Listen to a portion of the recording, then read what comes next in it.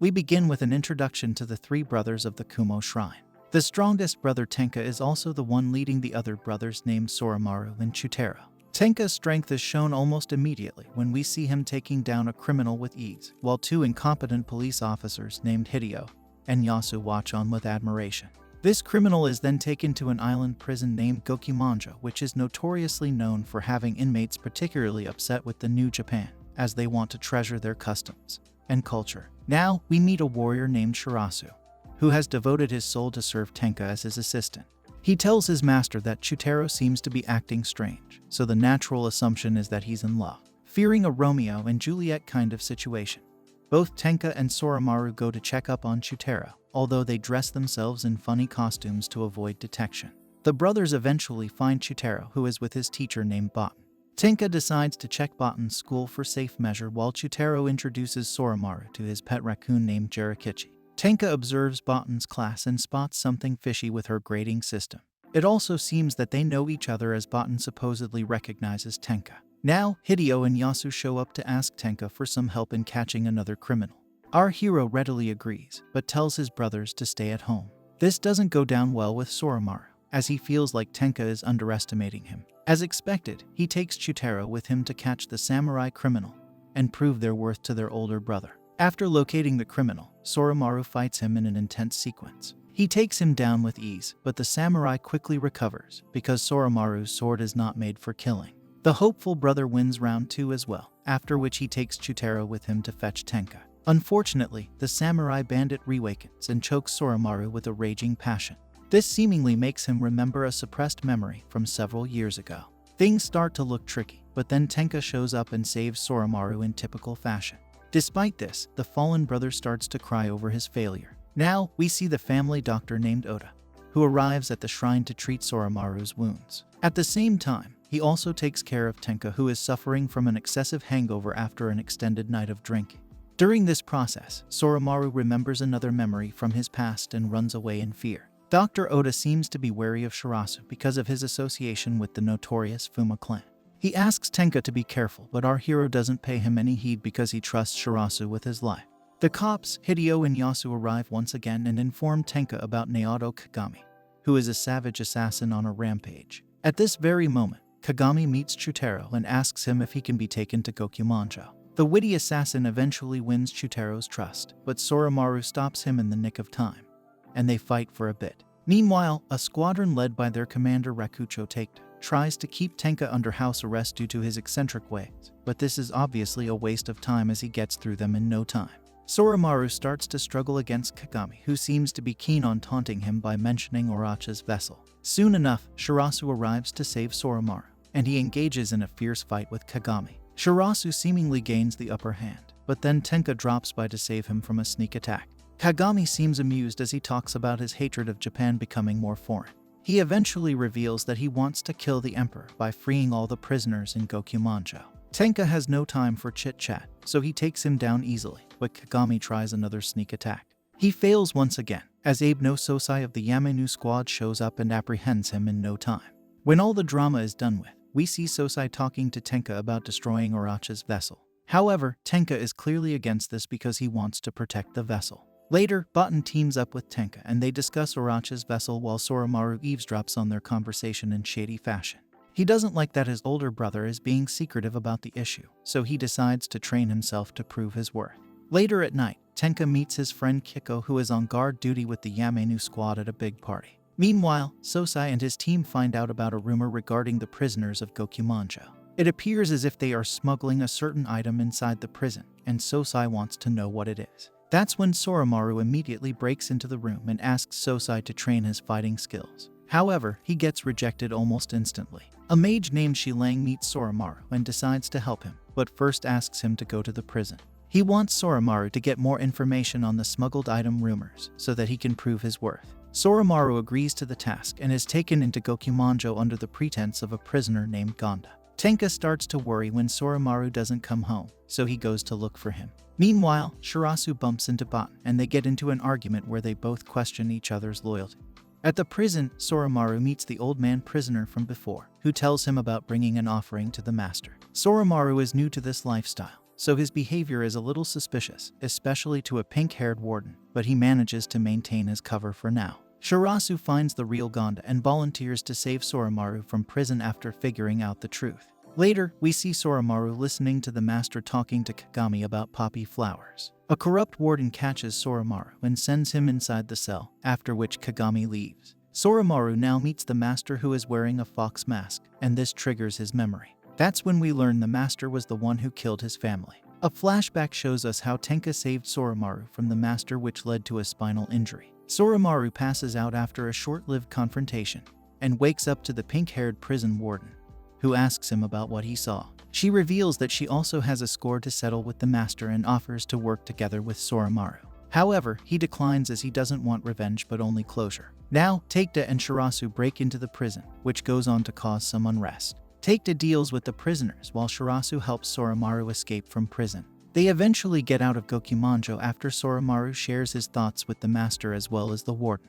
Once he gets back, Soromaru is enthusiastically welcomed by Tenka, but is also asked to stay away from the Yamenu clan. Soromaru says he remembers everything about his past and his words make Tenka sensitive. Meanwhile, Shirasu warns Baten to stay away from Tenka and advises her not to tell him anything about Orochi's vessel. He also mentions that a child in a fox mask had killed off the Fuma clan, so he has no affiliation to his past or his community because it doesn't exist anymore. The next day, Shirasu meets Nishiki, who was actually the pink-haired warden wearing a wig. She tells him that she's found the killer of their clan, but he refuses to do anything about it and asks her to be free from her past. Soromaru goes to Sosai and tells him about the poppies being smuggled into the prison. Sosai realizes that it must be an opium scam and offers to train Soromaru now that he's given him useful information. Soromaru promises to reach his brother's level, but he is still haunted by the memoirs of his past. The next day, Hiko tells Soromaru that Tenka was once a Yamenu commander and he had made it his undertaking to fight against Orochi,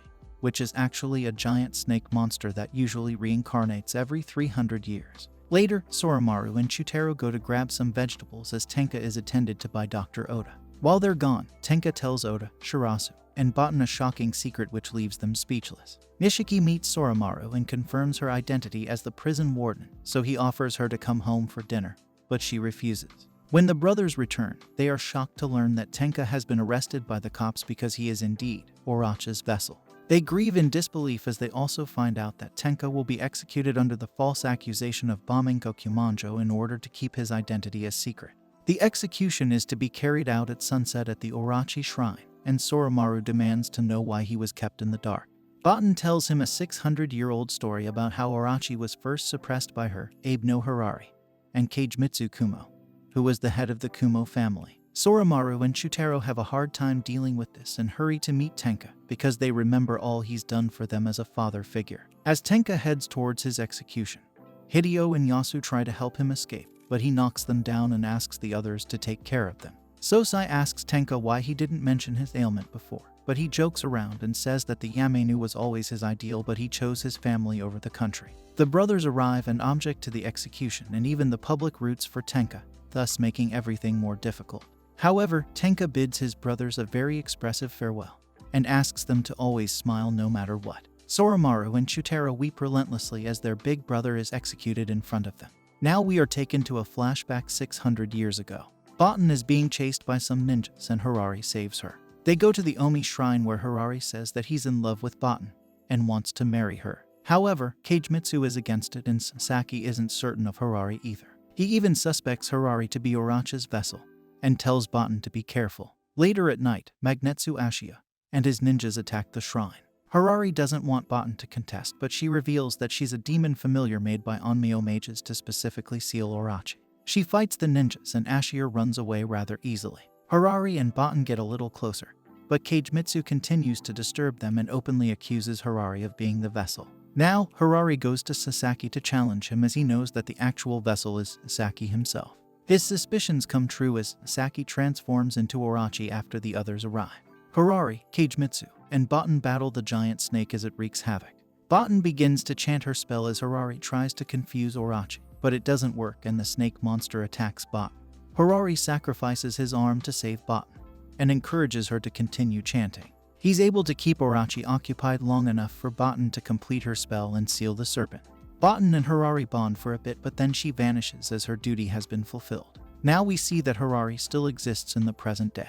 It's been a week since Tenka died, which means that the clouds should have cleared, but it's been continually raining everywhere. Soromaru and Chutaro still aren't able to deal with the loss of their brother, and there's little that they can do about it.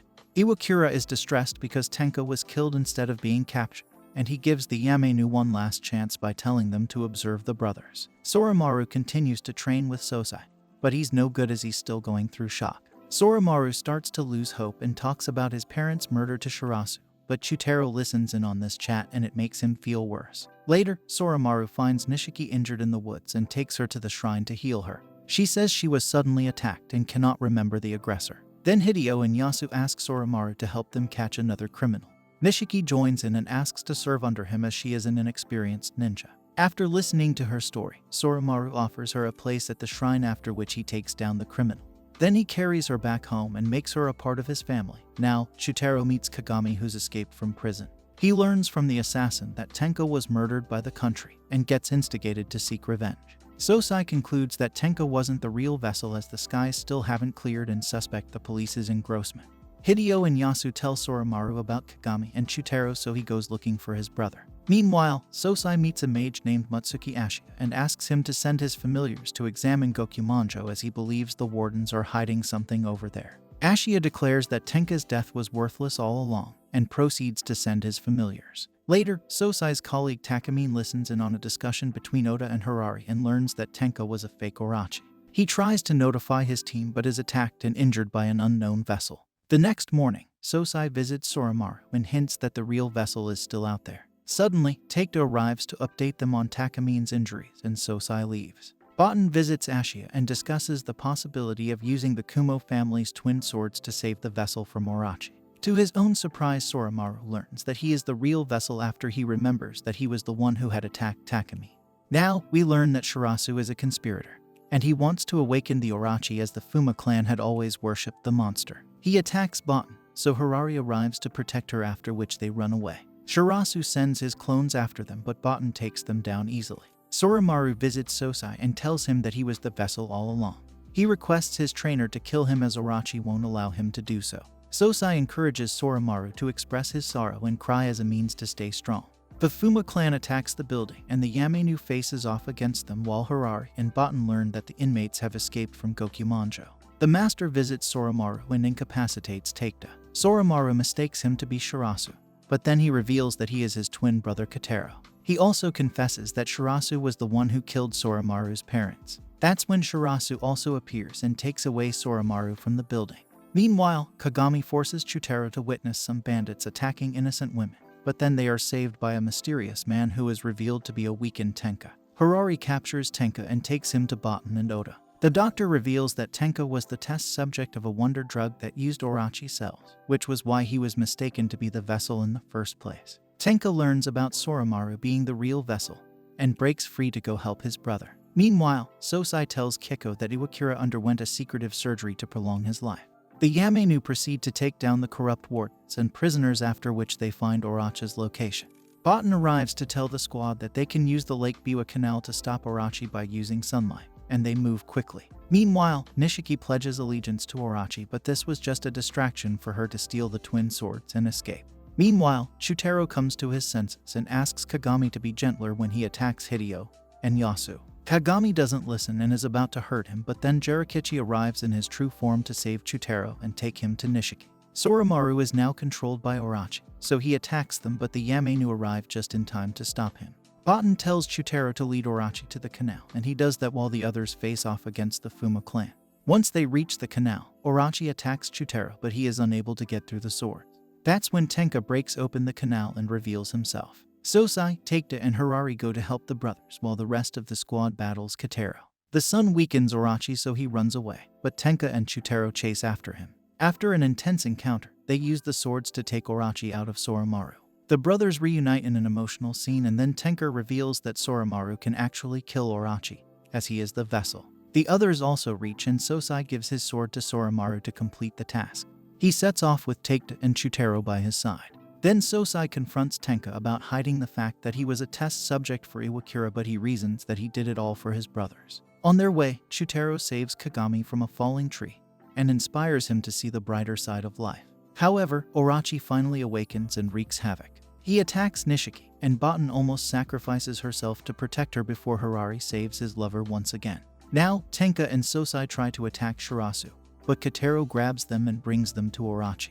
The serpent fires at all three of them, but Kotaro is the only one who dies. The villagers join in on the fight and then take Chutaro, and Soromaru use their swords to attack Orochi and kill him once and for all. Now that the battle is over, Tenka confronts Shirasu over his actions, but the traitor ends his own life after reliving his memories with the brothers. Later, everyone celebrates the demise of Orochi with a grand party. The end. Like, share, and subscribe for more amazing recaps. I'll see you soon.